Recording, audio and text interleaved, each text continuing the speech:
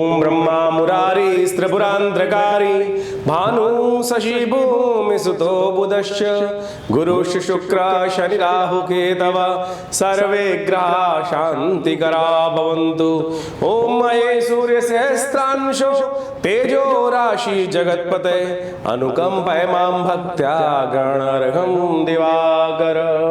नमस्कार, स्वागत है आपका आचार्य वाणी में। मैं आचार्य डॉक्टर विक्रमादित्य आपके साथ हूँ और आज का विषय हमारा ज्योतिष के दृष्टिकोण से है कि मिथुन लग्न या मिथुन राशि वालों के लिए सूर्य का यह परिवर्तन किस प्रकार के योग बना रहा है। देखिए, सूर्य का परिवर्तन, सूर्य बड़ा इंपॉर्टेंट ग्रह है। सबसे पहले माने चले, यदि ज्योतिषीय दृष्टिकोण से देखा जाए तो सबसे पहला ग्रह सूर्य ही है। प्रत्यक्ष देवता की संज्ञा उनको दी जाती है और आधिपति माने जाते हैं सूर्य नारायण भगवान। सूर्य इस संसार के अधिपति हैं और उनके द्वारा ही संसार का समस्त कार्य चलता है, चाहे वो कुछ भी रूप में हो, हवा से लेकर पानी से लेकर बादल से लेकर वृष्टि से लेकर धूप गर्मी सर्दी बरसात सर्दी, ये सब के सब ऋतु, हर चीज़ में सूर्य का ही बड़ा इंपॉर्टेंट रोल है। बाकी ग्रह कुछ करें ना करें, लेकिन सूर्य का प्रभाव हर जगह आपको देखने को मिलता है और उनका प्रभाव आपकी राशि के अनुसार से इस वक्त लग्न में था और उनसे निकलकर सूर्य 16 जुलाई से लेकर 16 अगस्त के बीच में रहेंगे। कहाँ पर? द्वितीय भाव में, और बड़ा इंपॉर्टेंट योग बनाएंगे आपके लिए। ये समय आपके लिए पूरे वर्ष में ऐसा रहेगा, आप हमेशा देख सकते हैं, क्योंकि सूर्य की गति हमेशा एक रहती है। जुलाई का जो ये जो है योग 16 जुलाई से लेकर 16 अगस्त के बीच में, ये आपके लिए बड़ा इंपॉर्टेंट समय है। चाहे तो आप इस समय को अपने वश में कर लो, बड़े बड़े काम कर लो इस पूरे साल के अंदर जो आपको लाभ दे सकते हैं, या फिर सबको लीप दो। इच्छाधारी योग सूर्य बना देते हैं इस समय में। जी हाँ, इच्छाधारी योग, जैसा सोचोगे वैसा बन सकते हो, वैसा कार्य हो सकता है। ये चमत्कारिक प्रभाव इन्हीं दिनों आपकी राशि में बन के आता है। हर राशि के हिसाब से कभी ना कभी बन के आता ही है, लेकिन इन दिनों जुलाई में 16 जुलाई से लेकर 16 अगस्त के बीच में सूर्य आपके लिए बहुत जबरदस्त इंपॉर्टेंट योग बनाने की स्थिति उत्पन्न करते दिखाई दे रहे हैं। ऐसे में आप विशेष तौर पर जितने पॉजिटिव रहते हुए कार्य करोगे ना, उतना आपके लिए अच्छा रहेगा। और हल्का सा नेगेटिव सोच के, पुरानी कहावत है, रोते हुए जाओगे तो मरोगे खबर लेके आओगे। पॉजिटिव इच्छा शक्ति के साथ, नेगेटिव मत सोचो भाई। नेगेटिव सोचोगे तो इस समय नेगेटिव कर दोगे, हो जाएगा, आप ही कर दोगे। ये आपका ऐसा योग है इस वक्त पॉजिटिव हर चीज़ में। नेगेटिव भाव कोई उत्पन्न करने का प्रयास करे, बोले नहीं मैं अच्छी चीज़ को देखने का प्रयास करता हूँ, इस समय अपनी दृष्टि को केवल पॉजिटिव, जो भी आपको हतोत्साहित करने का प्रयास कर रहा है, आपकी विशेष तौर पर इमोशन के साथ खेलने का प्रयास कर रहा है, आपको डरा रहा है, उनसे हट जाओ एक तरफ।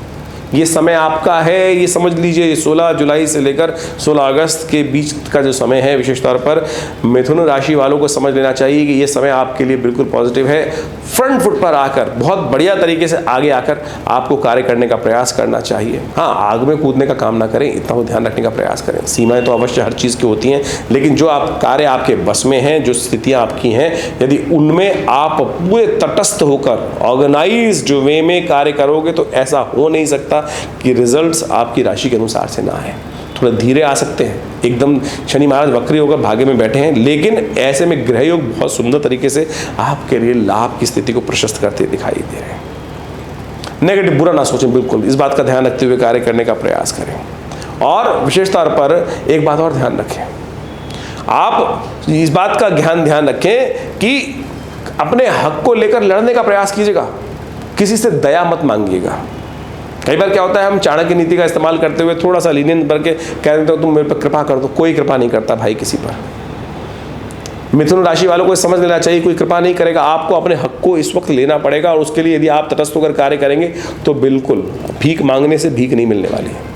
इस वक्त आवश्यकता है कि आप ऑर्गेनाइज में, शुक्र आपका बहुत बढ़िया कंडीशन में सूर्य के साथ जो कॉम्बिनेशन बना रहा है, उदय स्थिति में होकर बैठा हुआ है, ये आप इस शक्ति को यूटिलाइज करने का यदि आप प्रयास कर लोगे तो बहुत सुंदर तरीके से अच्छी स्थिति में आप लाभ लेने की स्थिति बना सकते हो। ऐसे में ध्यान रखिए, आप विशेष तौर पर एक बात और ध्यान रखें, जीवन साथी को प्रसन्न रखें।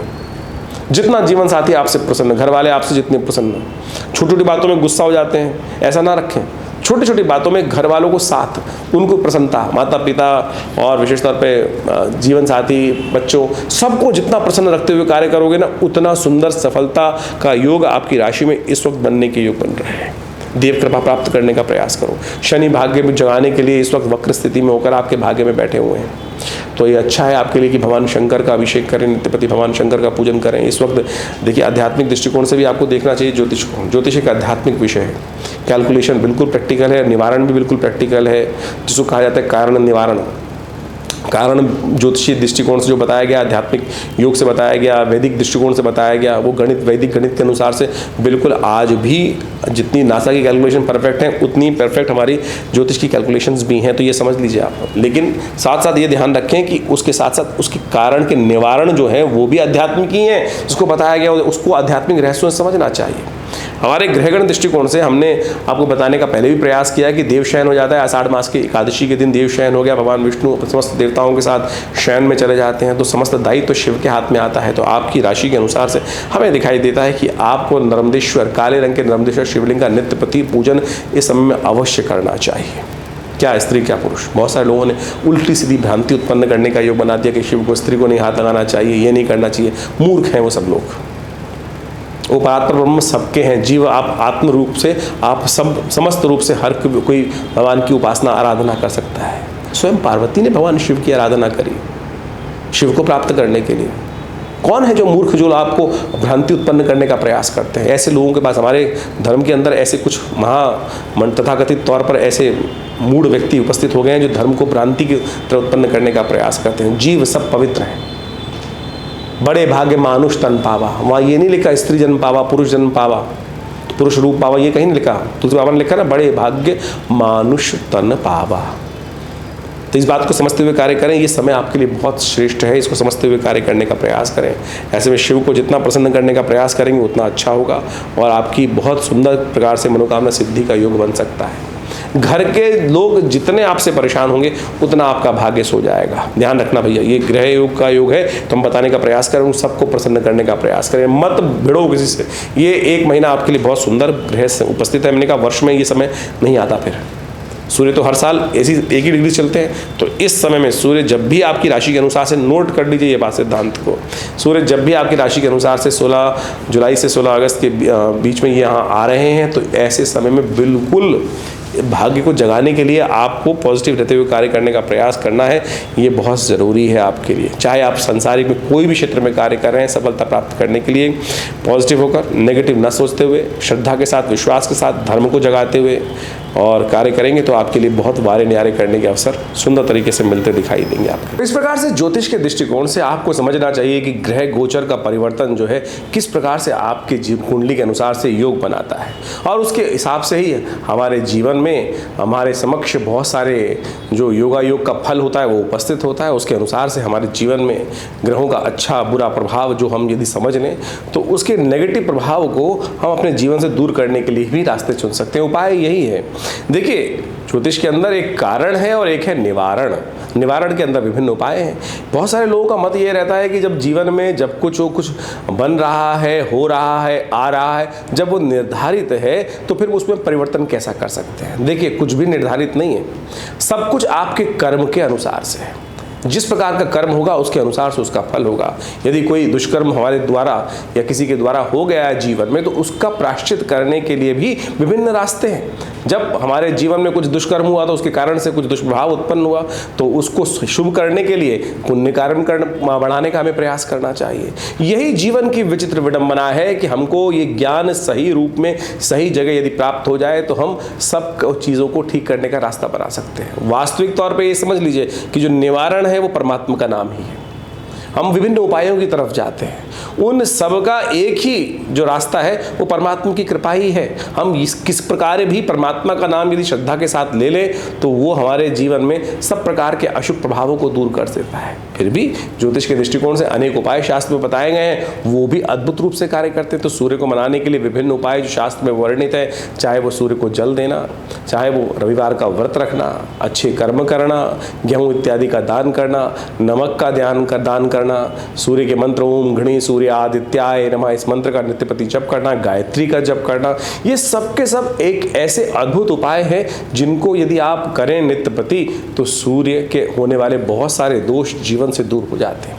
तो इन सब कर्मों को यथाउचित भाव से अवश्य करने का प्रयास करना चाहिए। सूर्य का जो आदित्य हृदय स्तोत्र है वो तो अद्भुत है, यदि उसका सानिध्य नित्यप्रति लिया जाए तो अनेक प्रकार से जीवन के कई कष्टों को दूर करने का रास्ता बन जाता है। सूर्य प्रत्यक्ष देवता है शास्त्र के अनुसार से, और वो नित्यप्रति अपना दर्शन देते हैं प्रकृति में, हर मानव को, हर जीव को अपना दर्शन देते हैं नित्यप्रति अपने कार्य के अनुसार से, वो संसार में प्रकाश का उत्पत्ति करते हैं, इसलिए हमारे यहाँ उनको प्रत्यक्ष देवता कहा गया है। तो उनको ठीक करने के लिए उनके ग्रह प्रभाव को अपने जीवन से, यदि हम अशुभ प्रभाव यदि किसी कर्म के अनुसार से हमारे जीवन में बन गया है तो उनको ठीक करने के रास्ते अवश्य आपको चुनने का प्रयास करना चाहिए। और यदि नित्यप्रति भगवान सूर्य को आप जल देंगे तो उनके तेज को ग्रहण करने से भी आपके जीवन में जो कहीं ना कहीं कुछ उठापटक के योग हैं, कुछ नेगेटिव सूर्य के अनुसार से जो प्रभाव उत्पन्न दिखाई दे रहा है ज्योतिष गणनाओं के अनुसार से, उसको बहुत बढ़िया तरीके से ठीक कर सकते हैं। और विभिन्न प्रकार से विभिन्न समय और इस समय तो बड़ा अद्भुत योग चल रहा है। जब तक ये सूर्य जो महाराज जो कर्क राशि में चलेंगे तब तक सावन का सुंदर महीना चलता दिखाई दे रहा है, और ऐसे में भगवान का सुंदर स्तवन करें। कहा जाता है कि देवशयनी एकादशी से भगवान विष्णु तो शेषशय्या पर विश्राम करने चले जाते हैं, लेकिन उसके बाद संसार का संपूर्ण दायित्व जो है वो भगवान शिव के ऊपर आ जाता है, और भगवान शिव जो है वो तो भोलेनाथ है। और सुंदर सावन का महीना चल ही रहा है तो उसको ठीक करने के लिए सबसे श्रेष्ठ है ना भगवान का नित्यप्रति रुद्राभिषेक करें। हमने विवेकानंद योगाश्रम में इस पूरे सावन के महीने में सुंदर रुद्राभिषेक नित्यप्रति रखा है। दूध से, दही से, घी से, भस्म से, विभिन्न इच्छु रस से, विजया के रस से, विजया से, सब प्रकार से, दही इत्यादि से, खीर इत्यादि सब प्रकार से भगवान का सुंदर अभिषेक नित्य प्रति चलता है। भगवान शिव का बहुत विशाल शिवलिंग यहाँ सदगुरु आचार्य श्री केशव देव जी के द्वारा प्रतिष्ठित किया गया है दिल्ली में विवेकानंद योगाश्रम में। वहाँ नित्य प्रति सावन के पूरे महीने में रुद्राभिषेक रहेंगे। अपनी अपनी मनोकामनाओं के निमित्त लोग वहाँ इस कार्यक्रम में रोज जुड़ते हैं, आते हैं, रुद्राभिषेक करते हैं। तो आप भी सादर आमंत्रित हैं अपने ग्रहजन प्रभावों को दूर करने के लिए, मनोवांछित इच्छा प्राप्त करने के लिए, समस्त कष्टों के निवारण के लिए जो आश्रम में नित्य प्रति 8 घंटे करीब यज्ञ होता है और शाम को नित्य प्रति रुद्राभिषेक जो चल रहा है उसमें आप सम्मिलित हो सकते हैं, अपने नाम से रुद्राभिषेक करा सकते हैं। और अपने कार्यक्रम में, इस कार्यक्रमों में विशेष तौर पर स्थान आरक्षित करने के लिए जो नीचे फ़ोन नंबर चल रहे हैं उन पर आप सुंदर तरीके से अपना रजिस्ट्रेशन कराकर फिर अपना स्थान आरक्षित कराकर इन कार्यक्रमों में जो सोमवार इन दिनों रहेंगे तो उसमें तो विशेष रुद्राभिषेक का सुंदर कार्यक्रम रहेगा, तो उसमें भी आप अपना स्थान आरक्षित करके उस स्थान में, उसमें यज्ञ में रुद्रा अष्टाध्यायी के उस दिव्य अनुष्ठान में आप भाग ले सकते हैं और अपनी मनोरथों को सिद्ध करने का सुंदर रास्ता बन सकते हैं। विवेकानंद योगाश्रम पिछले करीब 60 सालों से यहाँ पर क्षेत्र में कार्य कर रहा है। योग इत्यादि के क्षेत्र में, अध्यात्म के क्षेत्र में बहुत बड़ा आश्रम है। सदगुरु आचार्य श्री केशव देव जी के सानिध्य में इस आश्रम की प्रतिष्ठा की गई और यहाँ एक बहुत बड़ा योग प्राकृतिक चिकित्सा आयुर्वेद का एक हॉस्पिटल भी विद्यमान है जो भारत सरकार के साथ, सेंट्रल गवर्नमेंट, दिल्ली गवर्नमेंट, बहुत सारे ऑर्गेनाइजेशंस के साथ उनके पैनल पर रहते हुए बहुत सारे लोगों को चिकित्सा सुविधाएं भी दे रहा है। तो आप भी इन समस्त यज्ञ इत्यादि कार्यक्रम के साथ साथ बहुत सारे जो और सुविधाएं हैं उनके साथ जुड़ सकते हैं और विभिन्न समस्याओं को दूर करने के लिए विभिन्न प्रकार के जो अनुष्ठान होते हैं उनमें भी आप उसका लाभ ले सकते हैं। जैसे स्वास्थ्य के दृष्टिकोण से कोई समस्या जीवन में चल रही है तो कहा जाता है कि आप जो औषधि चिकित्सा करवा रहे हैं वो तो कराएं, लेकिन स्थान एक प्रार्थना को भी देने का प्रयास करें। देखिए सारा का सारा खेल जो है वो आपके जीवन में कर्म के हिसाब से है। यदि कर्म कोई कष्ट प्रद कर दिए गए हैं, यानी अनिष्ट कर्म आपके द्वारा कभी हो गए हैं तो उसके द्वारा पाप भोग बन जाते हैं और उनको पुण्यों के द्वारा ही हम ठीक कर सकते हैं। देखिए आपके जीवन में जब सुख है ना, एक बात समझें, तो आपका पुण्यों का अकाउंट यदि लबालब भरा हुआ है तो छोटे मोटे कष्ट आते हैं, कब चले जाते हैं पता भी नहीं चलता। लेकिन ये समझ लीजिए ये पुण्यों का अकाउंट भी बहुत जल्दी खर्च होता है, बहुत जल्दी खर्च होता है। हमारे कोई जीवन में कष्ट आया तो समझ लीजिए आपका उतना पुण्य क्षय हो गए, समाप्त हो गए। उन पुण्यों को लगातार बढ़ने का प्रयास करना चाहिए। अब एक बात और समझें, जितना बड़ा व्यक्ति, जितना बड़ा साम्राज्य चला रहा है उसको उतने ज़्यादा पुण्यों की आवश्यकता है, क्योंकि पुण्य भी लगातार बढ़ते रहने चाहिए। जब पुण्य ज़्यादा, आप जितने बड़ी पोजीशन में हैं और जितने बड़े कार्य कर रहे हैं, उतनी जल्दी पुण्यों का क्षय भी हो रहा है, भोग रहे हैं। आप बड़े पद पर प्रतिष्ठित हैं तो पुण्य उतने ज़्यादा कंज्यूम होंगे। तो इसलिए एक बात का ध्यान रखना चाहिए कि पुण्यों का अकाउंट आपका लगातार हमेशा चलता रहे। उसके लिए सदकर्म, शुभ कर्म, लोगों की जनसेवा, परमात्मा का भजन, यज्ञ इत्यादि, लोगों की सेवा इत्यादि, भाव को पवित्र रखना, ये सब यथाउचित भाव से आपको करने का प्रयास करना चाहिए। यही हम समझ नहीं पाते हैं। दुख में तो सुमिरन हो जाता है, सुख जब चल रहे होते हैं तो क्या होता है कि वो सुमिरन हो ही नहीं पाता है। पुण्य कर्म यदि अच्छे पद पर रहते हुए अच्छे समय में, शुभ समय में यदि हम लगातार अच्छे पुण्यों को बढ़ाते रहें तो देखिएगा आपके जो पुण्य हैं वो भरे रहेंगे और कष्ट जीवन से अपने आप दूर होते चले जाएंगे। ये पुण्य और पाप का बहुत विचित्र व्यवस्था है, इसको हमको समझने का प्रयास करना चाहिए। जो समझ लेते हैं उनके जीवन से कष्ट दूर हो जाते हैं। तो इस ग्रहों के प्रभावों को समझते हुए कि कब आपके लिए धूप है, कब आपके लिए छांव है, तो हमको अपने जीवन को चलाने का प्रयास करना चाहिए। जो उपाय आपके लिए बताए गए हैं आप अच्छे से करने का प्रयास करें। जन्मपत्री के हम गोचर के दृष्टिकोण से बहुत सारी बातें बताते हैं आपको, लेकिन इसके साथ साथ अपनी जन्मपत्री, मूल जन्मपत्री जन्म के अनुसार से जो बनाई जाती है, उससे आपके जीवन में भुक्त और भोग्य, यानी आपने जो भोगा, जो कर्म पूर्व जन्म में हुए, उसके द्वारा जो आगे आने वाले समय में भोगना है वो सब निकाला जाता है और उसके अनुसार से बहुत चीज़ों का अंदाज़ा लगाया जा सकता है। जीवन में जो समस्याएं चल रही हैं उनको दूर करने के लिए विभिन्न शास्त्र में उपाय वर्णित किए गए हैं, तो उन सबको करने से अद्भुत रूप से कष्ट दूर होने के योग बनते हैं। ये सिद्धांत बिल्कुल सत्य है।